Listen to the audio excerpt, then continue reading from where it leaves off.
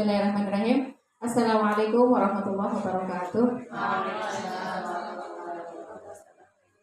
Terima kasih atas kesempatan yang diberikan. Terima kasih Ustazah Inah karena sudah mengizinkan untuk kami berbagi terkait dengan rencana tindak lanjut dari program PKGBCOK yang kami ikuti ini.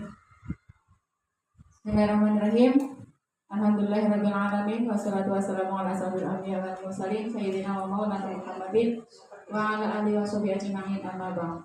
Yang terhormat Ustazah Rohina SPDI selaku Kepala Sekolah TK Muslimat NU 25 Takwa, yang kami hormati teman-teman komunitas kotak dari kelompok A sampai kelompok B5, dari unit 1 sampai unit 2 semuanya. Juga ada satu teman dari TK Pertiwi Serongos. Terima kasih teman-teman sudah meluangkan waktunya di sela-sela kesibukan dengan semua di akhir semester, karena sudah mau persiapan akhir semester, okay? Semoga kita semua diberikan kesehatan. Amin. Dan jangan lupa bahagia. Amin. Dan satu lagi teman-teman, selamat Hari Guru. Semoga menjadi guru yang hebat, guru hebat Indonesia. Wah, terima kasih. Puji syukur kehadirat Allah Subhanahu wa Ta'ala yang telah melimpahkan rahmat hidayah dari ayahnya sehingga pada siang hari ini kita bisa berkumpul di ruang kelas sentra seni. Terima kasih saudara yang sudah dipinjami ruang kelasnya dalam keadaan sehat, tidak kurang suatu apapun, dan selalu salam senantiasa kita sanjungkan kepada junjungan kita Nabi Muhammad sallallahu alaihi wasallam yang selalu kita nantikan syafaatnya. Amin Allahumma amin. Ya, terima kasih. Saya di sini akan menyampaikan sedikit program saya terkait tadi yang sudah saya sampaikan RTL dari diseminasi PKGBCOK yang saya ikuti dengan Ustazah Retno, dan alhamdulillah ini sudah sampai akhir ini sudah 98% lah istilahnya, sudah tinggal sedikit lagi. Nanti semoga ada yang kami dapatkan dan bisa kami share ke teman-teman semua. Jadi yang kami dapatkan bisa bermanfaat untuk diri saya sendiri, juga teman-teman dan lembaga yang ada di atas. Saya di sini akan mengangkat hampir mirip dengan Ustazah Retno, tapi saya pakai istilah dolanan. Jadi yang saya angkat yaitu Festival Dolanan Anak. Nah, ini dari covernya sudah kita lihat, ini ada bermacam-macam dolanan anak yang bisa kita perkenalkan dan kita mainkan nantinya di Festival Dolanan Anak ini. Jadi untuk latar belakangnya, Festival Dolanan Anak dilaksanakan dalam rangka uri-uri atau melestarikan kekayaan dolanan anak tradisional yang kini mulai ditinggalkan oleh anak-anak. Banyak nilai yang bisa diambil dari dolanan anak ini seperti kerjasama, sportivitas, kreativitas, dan lain-lain. Kekayaan permainan tradisional yang menjadi bagian dari budaya kita sekarang kian terisi oleh permainan modern dan ditinggalkan anak-anak karena tergeser oleh permainan berbasis teknologi seperti video game dan permainan digital yang lainnya.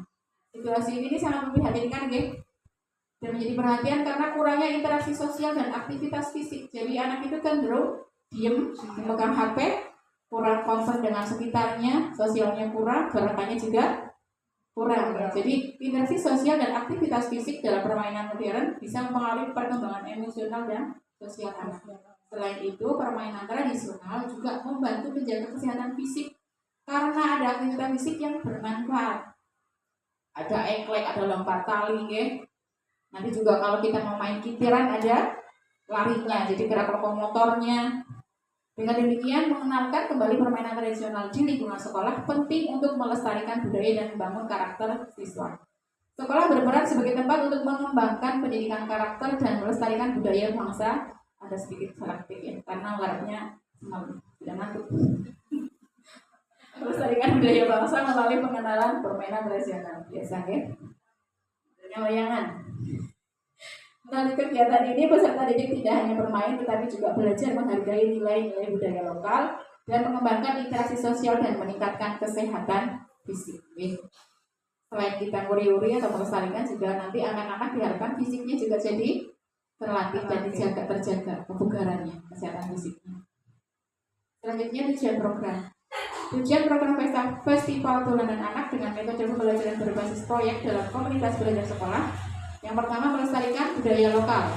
Yang kedua, mengoptimalkan kesehatan fisik. 3, mendorong pembelajaran kolaboratif berbasis proyek.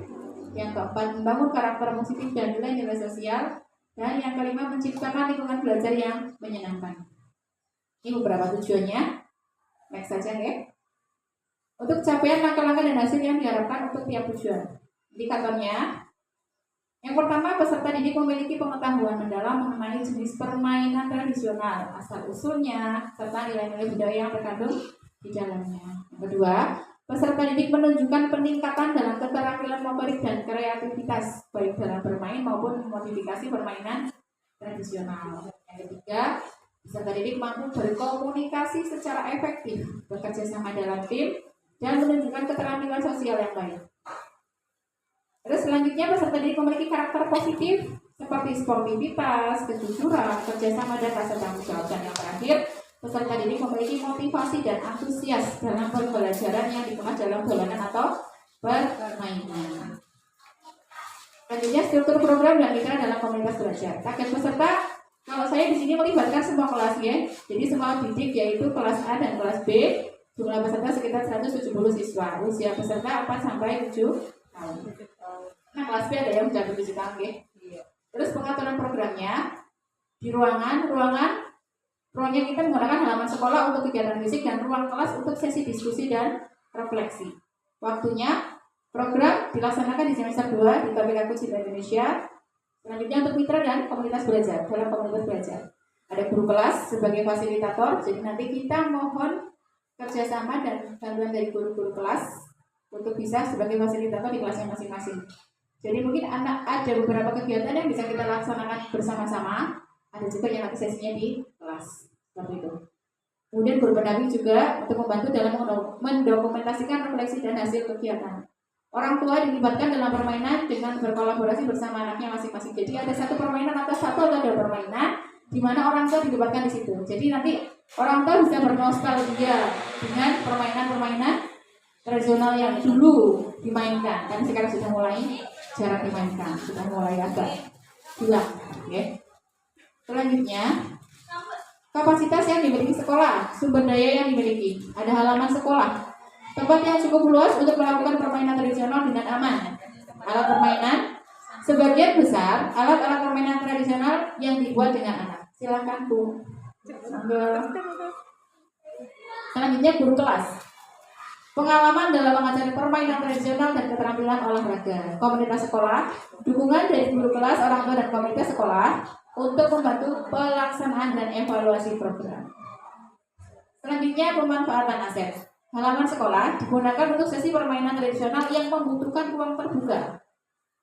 Untuk guru memfasilitasi peserta didik dalam perencanaan, pelaksanaan, dan refleksi. Jadi nanti kita juga ada sesi di mana kita melibatkan anak melalui 3, yaitu voice, choice, dan ownership. Suaranya, terus apa lagi kita nanti? Voice, choice, pilihannya, dan ownership atau kepemilikan. Ini yang guru penggerak ini.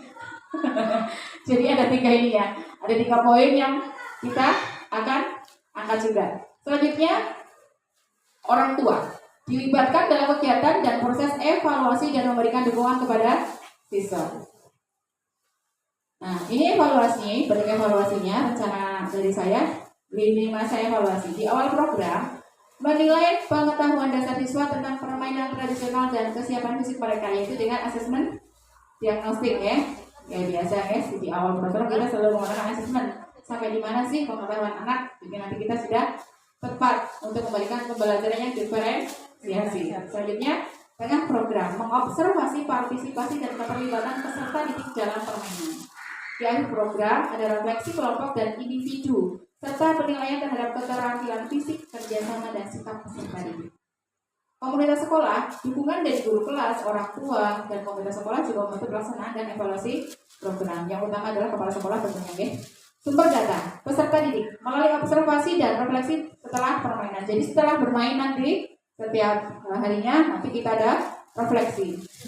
Karena pembelajaran tanpa refleksi adalah sia-sia ya.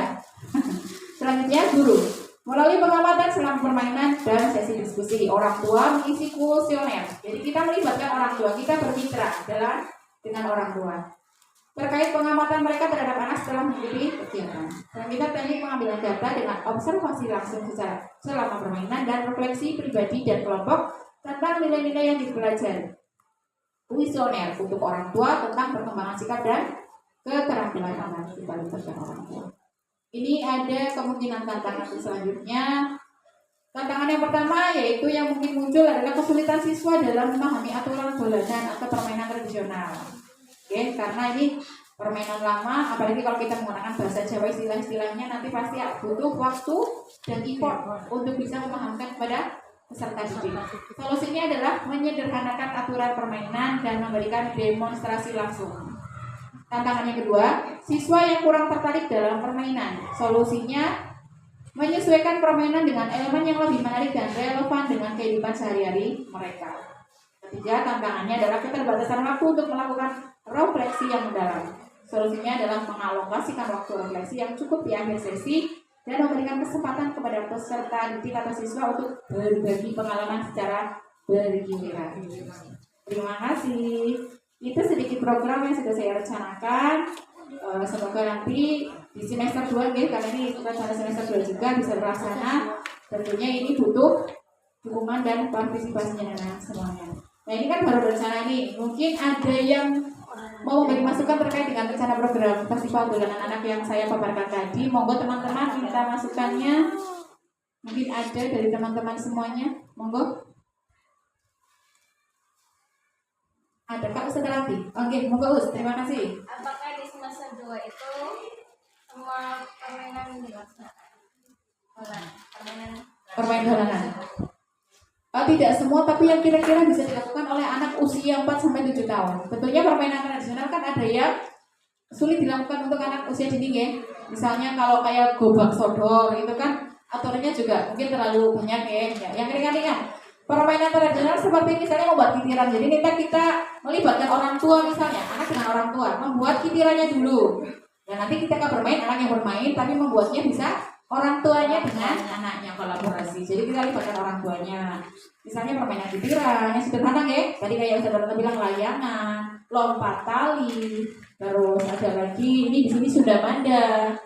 Terus ini yang sedang bermain kayak ular tangga ya, ular naga panjangnya bukan kepala. Kalau bahasa Jawa lagunya apa ya, Bos?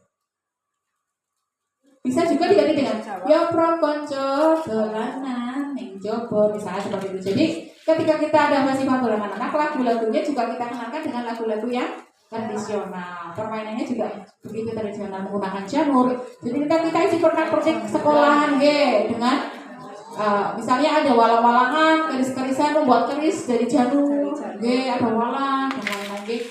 Banyak yang muda-muda ya, misalnya kupat dan lain-lain itu bisa biasanya nanti pernak-perniknya. Itu mungkin Ustazah Ranti ada yang mau ditanyakan lagi? Berarti permainannya